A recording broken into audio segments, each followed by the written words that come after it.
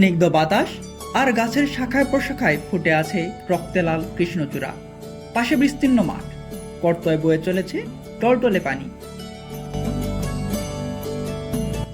রক্তিম সূর্যের লালাভা পানিতে পড়ে আরও করেছে বেশি সুশোভিত। দিনাজপুর ও গাইবান্ধা জেলাকে পৃথককারী পলাশবাড়ির আমবাগানে চলছে নানা প্রস্তুতি। দোকানপাট, ক্যাফে, কসমেটিক্স সহ বিভিন্ন রাইডস কি নেই এখানে।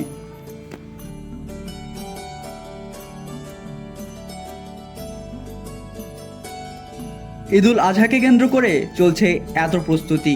ঈদের দিন হাজার হাজার মানুষের মেলা বসবে এখানে। এখন চলছে শেষ মুহূর্তের প্রস্তুতি।